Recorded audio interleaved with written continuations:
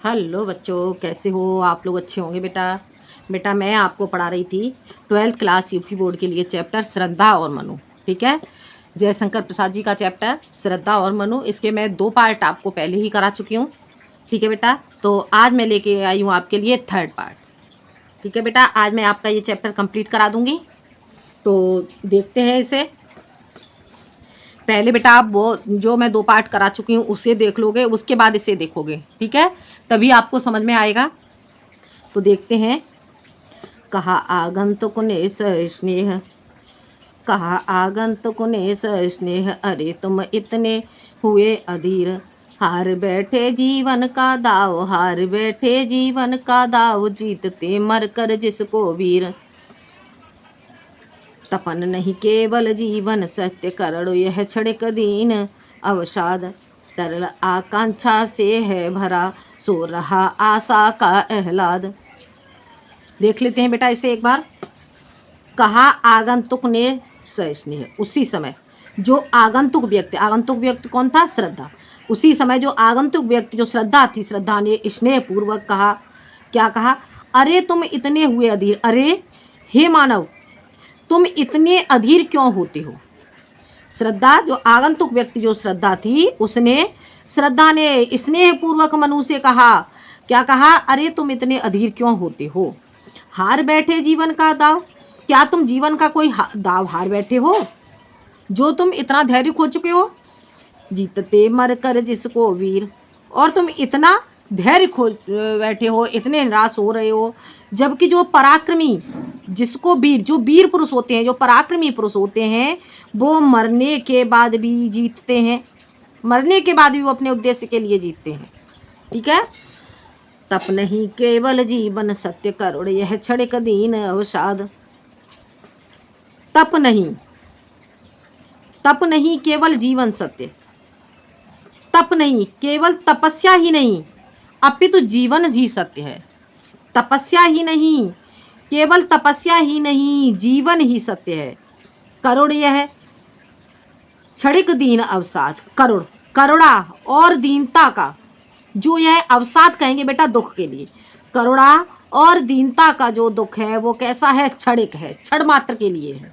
ठीक है, करुणा और दीनता का जो दुख है वो क्षणिक है। तरल आकांक्षा से है भरा, सो रहा आशा का आह्लाद। तरल आकांक्षा से भरा, ठीक है, तरल आकांक्षाओं से युक्त कि सो रहा आशा का आह्लाद। और आपके अंदर जो आशा रूपी जो आनंद है, आशा रूपी आह्लाद कहेंगे बेटा आनंद के लिए। ठीक है, जो आशा रूपी जो आनंद है वो क्या है? सो रहा है। प्रकृति के और यौवन का श्रृंगार करेंगे करेंगे कभी न बासी फूल, मिलेंगे वे जाकर अति शीघ्र, आह आह उत्सुक हैं उनको धूल। तो देख लेते हैं बेटा। प्रकृति के क्या कह रही है? श्रद्धा कह रही है मनु से कि प्रकृति के यौवन का श्रृंगार, जो बासे फूल होते हैं, बासे फूल प्रकृति के यौवन का श्रृंगार नहीं कर सकते। बासे फूल का क्या होगा? वो आहत और उत्सुक होकर के कहा अति शीघ्र ही धूल में मिल जाएंगे। वे अत्यधिक आह उत्सुक हैं, वो उत्सुक तो हैं, लेकिन वो क्या करेंगे? धूल में, अति शीघ्र ही वो धूल में मिल जाएंगे। ठीक है बेटा, इतना आ गया समझ में? एक बार और देख लो इसे। कहा आगंतुक ने स्नेह, उसी समय जो आगंतुक व्यक्ति जो श्रद्धा थी उसने स्नेह पूर्वक कहा कि अरे तुम अपने जीवन, अरे तुम इतने हुए अधीर, अरे तुम इतने अधीर क्यों होते हो। क्या तुम अपने जीवन का कोई दाव हार बैठे हो? क्या अपने जीवन का कोई लक्ष्य हार बैठे हो? और जो वीर पुरुष होते हैं, जीतते मरकर जिसको वीर, जो वीर पुरुष होते हैं, जो पराक्रमी पुरुष होते हैं, वो तो मरने के बाद भी जीतते हैं, और आप तो एक पराक्रमी पुरुष हो। इस तरह से वो जो श्रद्धा है, श्रद्धा मनु को समझाते हुए कहती है, तप नहीं केवल जीवन सत्य करुण, यह क्षणिक दीन अवसाद। और वो कहती है कि तप नहीं केवल, केवल तपस्या ही नहीं, जीवन ही सत्य है। केवल तपस्या ही नहीं है, जीवन सत्य है।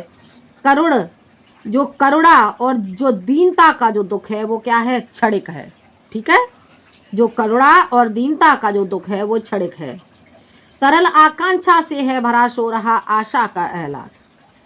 आपका जो हृदय है वो तरल आकांक्षाओं से युक्त है, तरल आकांक्षाओं से भरा हुआ है, और जो आपके अंदर जो आशा रूपी आनंद है वो क्या है, सो रहा है।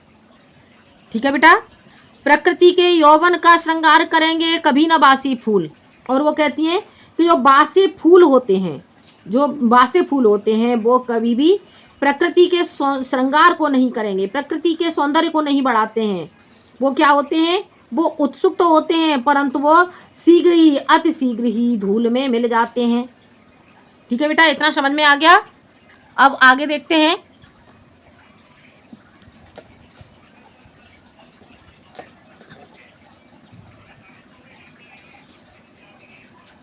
आगे देख लेते हैं बेटा। इतना समझ में आ गया होगा, दिखाई दे रहा है बेटा।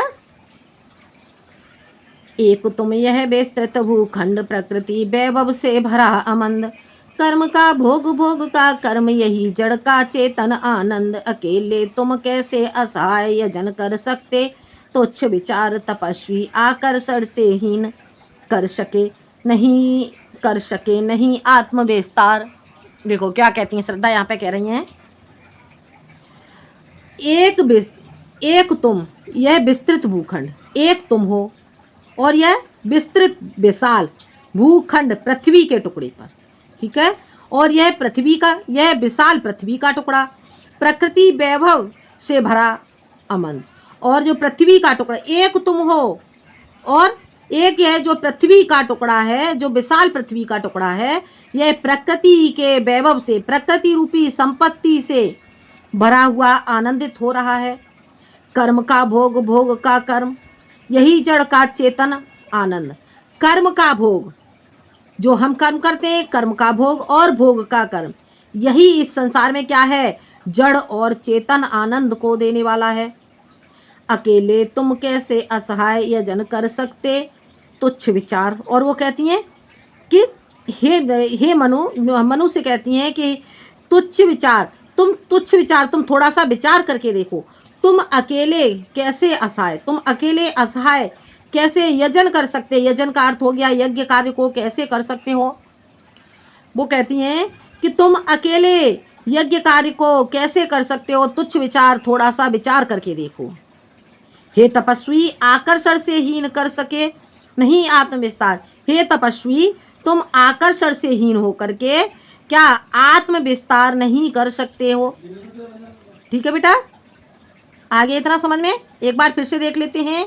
एक तुम यह विस्तृत भूखंड, वो मनु से, श्रद्धा मनु से कहती है कि एक तो तुम हो और यह जो विस्तृत विशाल भूखंड पृथ्वी का टुकड़ा, प्रकृति वैभव से भरा अमंद, प्रकृति रूपी वैभव से आनंद से भरा हुआ है। कर्म का भोग, भोग का कर्म, कर्म का भोग और भोग का, भोग के लिए जो कर्म है, यही जड़ का चेतन आनंद, यही जड़ और चेतन का आनंद है। अकेले तुम कैसे असहाय यजन कर सकते, तुच्छ विचार।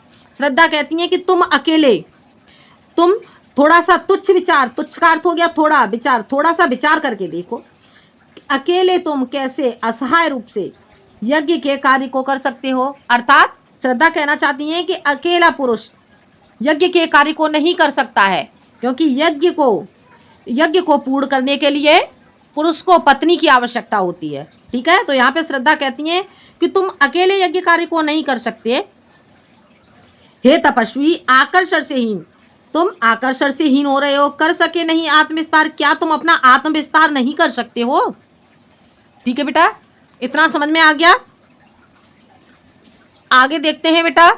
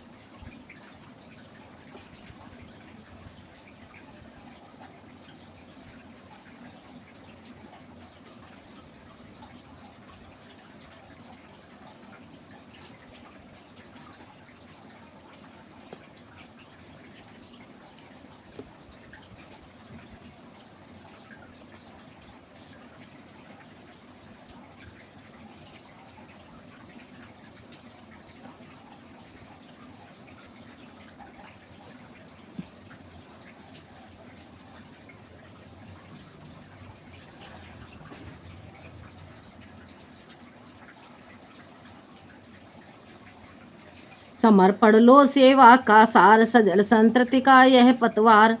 आज से यह जीवन उत्सर्ग, इसी पद तल में विगत विकार। अब क्या कह रही हैं देखो यहाँ पे, समर्पण लो सेवा का सार। वो कहती हैं कि हे मनु से वो कहती हैं कि हे तपस्वी में समर्पण लो, मैं अपना समर्पण करती हूँ। समर्पण लो सेवा का सार, मैं आपकी सेवा में अपने आप को समर्पण करती हूँ, अर्थात मैं आपकी जीवन संगिनी बन करके, क्या जीवन संगिनी बन करके इस संसार के लिए मैं आपकी जीवन संगिनी बन करके अपने आप को समर्पित करती हूँ। सजल संतृप्ति का यह पतवार, आज से यह जीवन उत्सर्ग। और वो कहती हैं सजल, जल से युक्त इस संसार का यह पतवार रूपी आज से यह जीवन, आज से जो मेरा यह जीवन है वो कैसा है, उत्सर्ग है। उत्सर्ग यानी कि आपके लिए मैं अपने जीवन को उत्सर्ग करती हूँ, समर्पित करती हूँ। ठीक है। वो कहती हैं, वो मनु से कहती हैं श्रद्धा कि लो मैं आज से समर्पण लो सेवा का सार, मैं अपने आप का समर्पण, अर्थात मैं आपको पति रूप में स्वीकार करके मैं आपकी जीवन संगिनी बन करके समर्पण लो सेवा का सार, इस संसार के लिए मैं क्या करती हूँ, समर्पण करती हूँ, अपने आप को समर्पण करती हूँ। सजल संतृप्ति का यह पतवार, सजल जल से युक्त, सजल जल से युक्त इस संसार में का यह पतवार है। पतवार के रूप में आज से यह जीवन, आज से मैं अपने इस जीवन को न्यौछावर करती हूँ। इसी पद तल में विगत विकार, इसी पद तल पर, और इसी पद तल पर इसी समय में विगत का अर्थ हो गया बेटा पूर्व के विकार। मैं आपके पूर्व के दोषों को न देखते हुए, मैं आपके पूर्व के दोषों को न देखते हुए मैं आपको क्या करती हूँ, पति के रूप में स्वीकार करती हूँ। इस तरह से श्रद्धा मनु से कहती हैं। आगे देखते हैं। बनो संतृप्ति के मूल रहस्य, तुम्ही से फैलेगी वह बेल, विश्व भर सौरभ से भर जाए सुमन के खेलो सुंदर खेल। बनो संतृप्ति के मूल रहस्य, वो कहती हैं, मनु से कहती हैं कि तुम संतृप्ति संसार के एक मूल रहस्य बनो। वो कहती हैं मनु से कि तुम इस संसार के मूल रहस्य बनो और तुम्ही से इस संसार में बेल फैलेगी। ठीक है, तुम्ही से इस संसार में बेल फैलेगी। कैसी बेल फैलेगी, मानवता रूपी बेल फैलेगी। विश्व भर सौरभ से भर जाए, और जो यह संसार है वो क्या है, सौरभ सुंदरता से भर जाएगा। आपके द्वारा जो मानवता रूपी बेल फैले, वो जो बेल है वो बेल फैलेगी, उससे जो संपूर्ण संसार है वह सुंदरता से भर जाएगा। सुमन के खेलो सुंदर खेल, और यह क्या तुम सुनते नहीं। वो कहते हैं कि तुम जो सुमन के खेलो सुंदर खेल, तुम पुष्पों के द्वारा, सुमन कहते हैं पुष्प के लिए, पुष्पों के द्वारा तुम सुंदर खेल को खेलोगे। और यह क्या तुम सुनते नहीं, क्या तुम सुनते नहीं विधाता का मंगल वरदान। वो कहती हैं, हे वो मनु से कहती हैं श्रद्धा, क्या तुम जो ईश्वर का जो मंगलमय वरदान है उसे तुम नहीं सुन रहे हो। ईश्वर मंगलमय वरदान दे रहा है कि क्या वरदान दे रहा है, शक्तिशाली हो, कि हे मनु तुम कैसे हो, शक्तिशाली हो और तुम विजयी बनो। ठीक है, क्या वरदान दे रहा है, ईश्वर तुम्हें मंगलमय वरदान दे रहा है कि तुम शक्तिशाली हो और तुम विजयी बनो। विश्व में गूंज रहा जयगान, और इस संसार में इस प्रकार से आपका जो विश्व में जयगान, आपकी विजय का गान गूंज रहा है। ठीक है बेटा, आगे समझ में क्या कह रही है श्रद्धा, कि विधाता अर्थात जो ईश्वर है, जो आपको मंगलमयी वरदान दे रहा है कि आप शक्तिशाली बनो, विजयी बनो, और विश्व में गूंज रहा है, विश्व में इस प्रकार से, इस संसार में इस प्रकार से आपका जयगान गूंज रहा है। डरो मत अरे अमृत संतान, अग्रसर है मंगल वह वृद्ध। डरो मत अरे अमृत संतान, अग्रसर है मंगलमय वृद्ध। पूर्ण आकर्षण जीवन केंद्र, खिंची आवे सकल समृद्धि। डरो मत, और वो कहती हैं कि डरो मत, वो कहती हैं डरो मत अरे अमृत संतान, हे अमृत की संतान डरो मत, हे अमृत की संतान डरो मत। अग्रसर है मंगलमय वृद्धि, और जो मंगलमय वृद्धि है वो आपके आगे खड़ी हुई है। क्या कहती हैं, वो कहती हैं कि आप डरो मत, आप तो अमृत की संतान हो और जो मंगलमय वृद्धि है वो आपके आगे खड़ी हुई है। पूर्ण आकर्षण जीवन केंद्र खिंची आवेगी सकल समृद्धि। और पूर्ण आकर्षण के साथ आपके जीवन में केंद्र बन करके जो संपूर्ण समृद्धि है वो आपके साथ ही खिंची चली आवेगी, खिंची चली आएगी। ठीक है, इस प्रकार से वो समझाते हैं। आगे देखते हैं, दिखाई दे रहा है बेटा?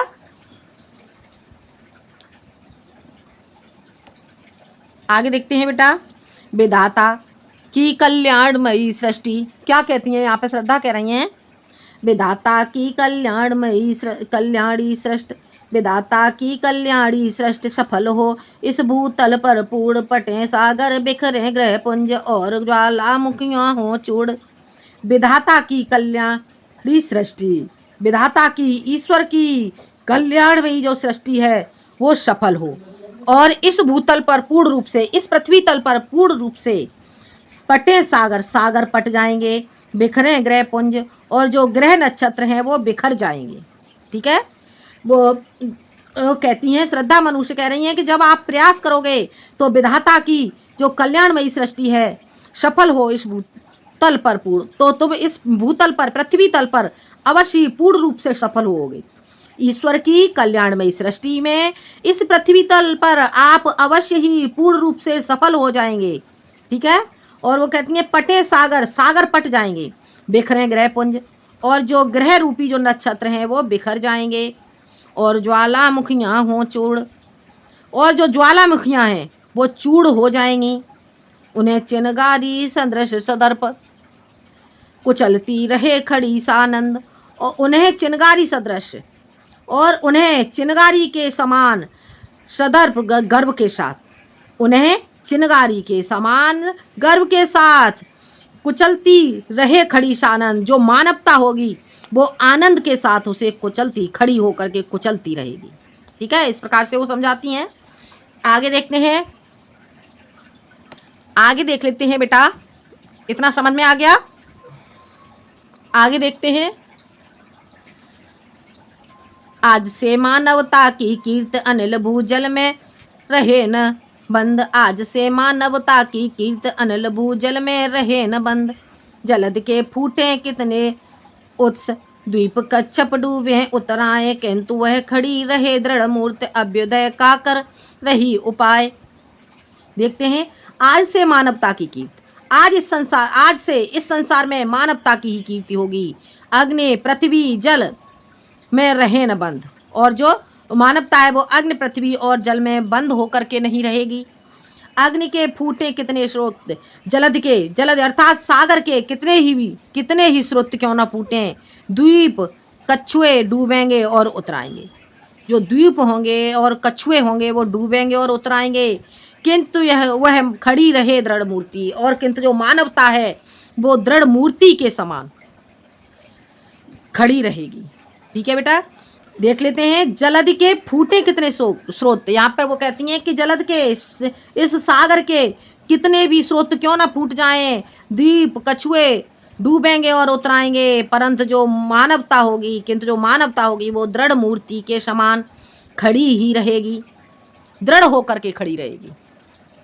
अभ्युदय का कर रही उपाय, और खड़े होकर के जो मानवता होगी वो क्या होगी, दृढ़ मूर्ति के समान खड़े होकर के अभ्युदय, नए उदय का उपाय कर रही होगी।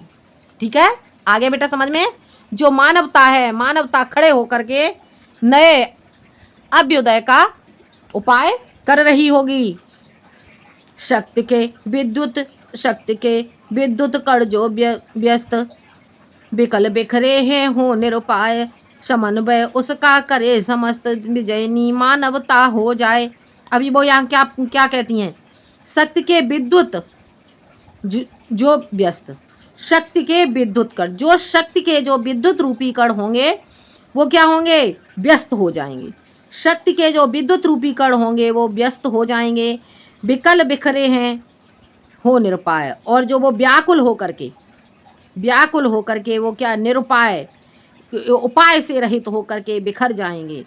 समन्वय उसका करें समस्त, और परंतु जो मानवता होगी वो समन्वय, समन्वय का अर्थ हो गया मिलकर, एकता के साथ हम सब क्या करेंगे, समस्त सभी मनुष्य मिल करके उस का करें क्या, सामना करेंगे। ठीक है बेटा, विजयनी मानवता होगी हो जाए, और इस प्रकार से जो मानवता होगी वो विजय से युक्त हो जाएगी।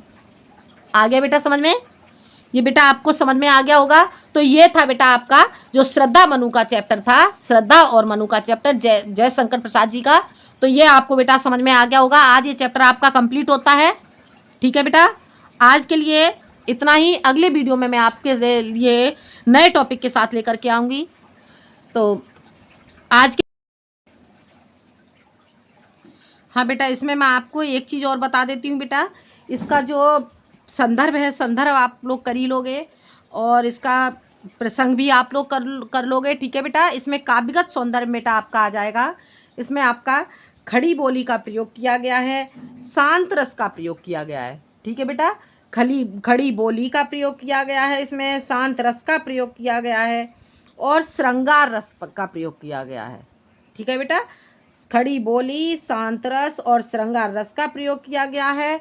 और बेटा इसमें आपका अनुप्रास, उपमा और रूपक अलंकार का प्रयोग किया गया है। ठीक है बेटा, ये हो जाएगा आपका काव्यगत सुंदर। तो समझ में आ गया होगा बेटा। धन्यवाद।